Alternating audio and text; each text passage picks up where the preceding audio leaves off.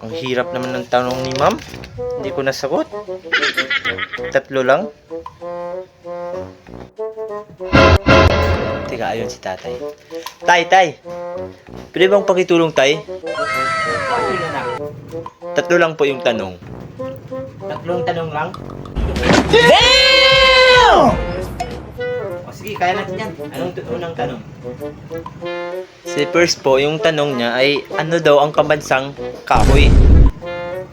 Pambansang kahoy? Diyos ko, anak. Hindi mo ba alam? Legend ako dyan sa mga pambansa na yan. Hoy! Ang tamang sagot sa pambansang kahoy ay mga kawayan. Kawayan. Kawayan po, tay? Bakit po kawayan? Kasi yung mga kawayan ay ginagamit natin sa paggawa ng kusina, di ba? Kawayan. Kahoy ay kawayan, anak. Kawayan. Okay. Next, number 2 po, tay. Ano daw ang pambansang isda? Pambansang isda, Diyos ko, anak.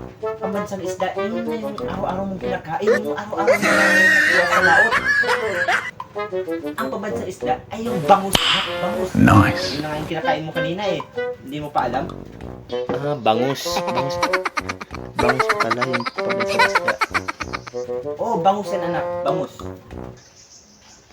Last na po, tay. Sino daw ang pumatay kay Lapu-Lapu? Si Michael, anak. Si Michael, anak. Si Michael, anak. Si Michael? Di ba po yung sa storya, si Magellan? Ganito kasi yung istorya. Naunahan ni Michael si Magellan pumatay kay Lapu-Lapu. Ah, una si Michael pumatay kay Lapu-Lapu. Anong taon po yung pinatay ni Michael si Lapu-Lapu? Yung taong pinatay si Lapu-Lapu ni Michael, na naunahan ni Michael si Magellan pumatay kay Lapu-Lapu, 1441, February 14, at Friday, 1:11 p.m. Pwede ba ilayo mo sa akin to? Ayoko makita ito. May ulo ko.